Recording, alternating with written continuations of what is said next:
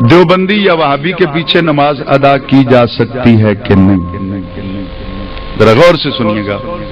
دیوبندی یا وہابی کے پیچھے نماز ادا کی جا سکتی ہے یا نہیں؟ میں سادات کے بخاری فیملی سے تعلق رکھتا ہوں. امام زین العابدین کے 36ویں خاندان میں اس وقت آپ کے سامنے بیٹھا ہوں. جتنا میرے رب نے چاہا میں نے علم دین بھی حاصل کیا، قرآن پاک کا حافظ بھی ہوں، تجوید بھی پڑھی، اور پنجاب یونیورسٹی سے میں نے ہسٹری میں ماسٹر بھی کیا، ایم اے بھی کیا. ایک پیر گھرانے کے ساتھ میرا تعلق ہے، ہاتھ بھی لوگ چومتے ہیں، پیار بھی کرتے ہیں. میں کسی کی ماں کو گالی دوں وہ میرا ہاتھ چومے نہیں؟ اونچی آواز سے بولا، تکڑے ہو کے بیٹھے ہیں، جٹ زمیندار لوگ بیٹھے ہیں، ذرا میری بات کا جواب دیجیے گا. اگر اس پورے مجمع میں سے کسی کی ماں کو میں گالی دوں وہ میرے پیچھے نماز پڑھے گا؟ اونچی آواز سے بولا. کیوں؟ آپ نے گالی دی اس کی ماں کو گالی دی نا، اس لیے. اور جو نبی کی ماں کو کافرہ کہے، ذرا غور کیجئے گا، جو نبی کی ماں کو کافرہ کہے، آپ پھر یہ کوشچن کریں کہ اس کے پیچھے نماز ہو سکتی ہے کہ نہیں؟ تیری ماں کو گالی نکالے کوئی، اس کے ساتھ تو ہاتھ بھی نہیں ملاتا، تیری ماں بڑی عزت والی. میں کہتا ہوں کہ ماؤں کو عزت ملی تو اس ماں کا صدقہ جس کی گود میں زہرا کا بابا کھیلتا رہا، اور ان کا نماز جنازہ پڑھا جا سکتا ہے، یعنی ان کے پیچھے نماز پڑھی جا سکتی ہے یا ان کا نماز جنازہ پڑھا جا سکتا ہے. تو تکلیف کیڑی ہے کہ ہر کس کا جنازہ پڑھنا؟ اصل یہ کوئی ہنسنے والی بات نہیں. جس کا عقیدہ صحیح نہیں ہے اس کے لیے دعائے مغفرت کرنے والا خود گناہگار ہوگا، چاہے وہ دیوبندی ہو، وہابی ہو، مجھے اس سے کوئی غرض نہیں. جو بھی گستاخ رسول ہے، گستاخ صحابہ ہے، گستاخ اہل بیت ہے اور گستاخ اولیاء کرام ہے، نہ ہم اس کے پیچھے نماز پڑھتے ہیں نہ اس کی نماز جنازہ پڑھتے ہیں. بے شک 11ویں شریف اور کل شریف کے بارے میں کچھ لوگ کہتے ہیں کہ یہ خنزیر سے زیادہ حرام ہے. یا بیان فرمائیں کہ اس شخص کی شرعی حیثیت کیا ہے. اس شخص کی شرعی حیثیت کیا ہے؟ اس شخص کی، پہلے آپ نے لکھا ہے کچھ لوگ کہتے ہیں، پھر آپ نے لکھا ہے اس شخص کی. اس شخص واحد ہے، کچھ لوگ جمع ہے. اب کتنے لوگ کہہ رہے ہیں؟ ایک کہہ رہا ہے یا جتنے بھی لوگ کہہ رہے ہیں، جتنے بھی لوگ یہ فتویٰ لگا رہے ہیں وہ بکواس کر رہے ہیں. 11ویں شریف ہے یا قل شریف ہے، اس میں ہوتا کیا؟ یہ 100 مرتبہ اپنے مسئلے کو سمجھا ہوگا. اس میں 11ویں شریف ہم کو حضور غوث پاک کی عبادت کے لیے نہیں کرتے، اصالے ثواب کے لیے کرتے ہیں، اور اللہ کی جناب میں عرض کرتے ہیں کہ یا اللہ اس خیرات کا ثواب حضور غوث پاک کو پہنچا دے. اور اس کا باقاعدہ طور پہ صحیح احادیث مقدسہ سے ثبوت ہے. حضرت سعد رضی اللہ تعالیٰ عنہ نے اپنی والدہ کے بارے میں پوچھا تو سرکار نے کہا کہ پانی کی کمی ہے، اس کا کوئی انتظام کر دو. انہوں نے کنواں کھدوایا اور کنویں پہ کھڑے ہو کر آپ نے یہ کہا ہو کہ حاضر فی سبیل اللہ، ثابت کر دے مولوی میں آ جاؤں گا، میرا قتل معاف. حاضہی لأم سعد، انہوں نے کہا یہ سعد کی ماں کے لیے ہے، حاضہی فی سبیل اللہ نہیں، لأم سعد، غیر کے نام پر آیا. غیر کے اونچی آواز سے تو بول رہے ہیں. یہ صحیح کیا ہے؟ یہ کیا ہے؟ جو مانتا ہے اونچی آواز سے بول دے، باقیوں کے بارے میں فرشتہ لکھ لے گا. یہ قرآن پاک ہے صحیح؟ یہ قرآن پاک ہے تو میں دیکھتا ہوں، اس کو شروع کرتا ہوں. سورۃ البقرہ، بقرہ گائے کو کہتے ہیں.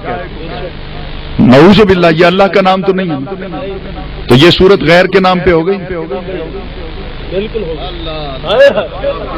بول دیں اونچی آواز سے تو بول دیں.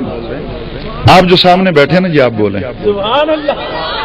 پیچھے والے گھر اپنی بیگموں سے وعدہ کر کے آئے کہ ہم نے بولنا نہیں آج.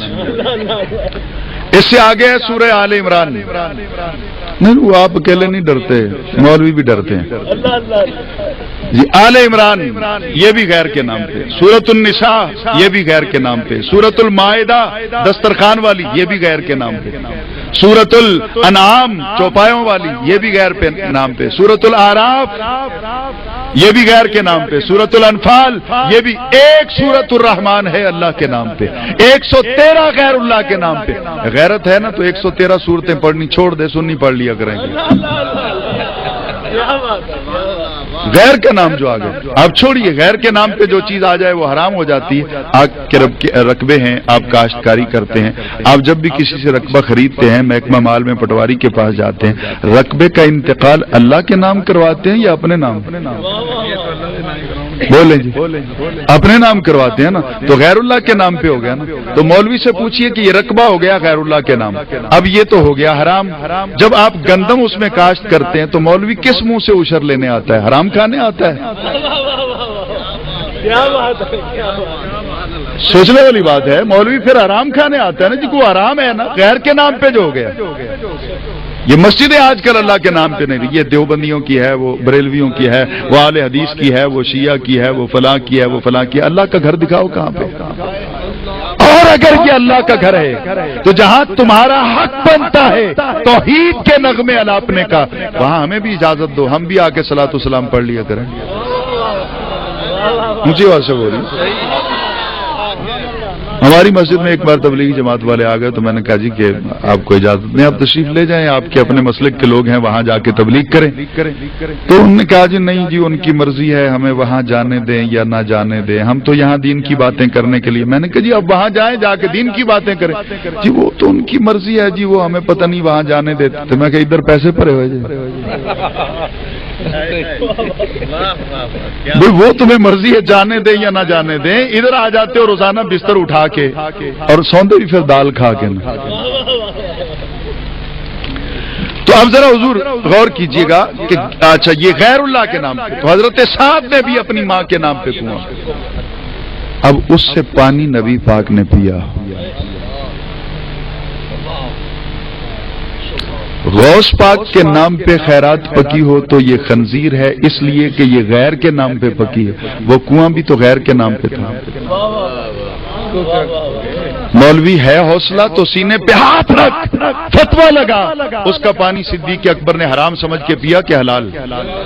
हजरत उमर फारूक ने हलाल समझ के पिया कि हराम? हजरत उस्मान गनी ने, हजरत अली ने, साहबा ने, फिर मेरे आका सल्लल्लाहु अलैहि वसल्लम ने उस कुएं का पानी पिया, क्या समझ के पिया?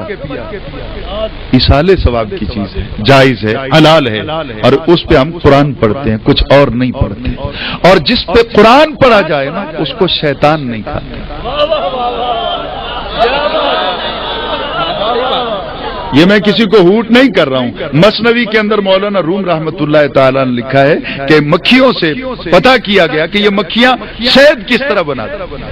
तो मक्खियों ने कहा कि हम मुख्तलिफ जायके के रस लेके आती, उस वक्त ये शहद बनता है जब हम इस पे नबी अलैहिस्सलाम पे दरूद पढ़ते हैं। ये ऑन दी रिकॉर्ड बात। तो आजकल आप देखते हैं कि मार्केट में 2 नंबर का शहद भी आ गया। मैंने एक सियाने से पूछा जी पता नहीं चलता कि ये असली है या नकली? उसने कहा जी बड़ी आसानी से पता चल जाता। मैंने कैसे? कहने लगा रोटी पे लगाओ, कुत्ते के आगे फेंक दो, असली हुआ तो नहीं खाएगा, नकली हुआ तो खा लेगा। नहीं समझ आएगा, जरा गौर कीजिएगा। नहीं, कुत्ते के आगे रोटी डाल दो।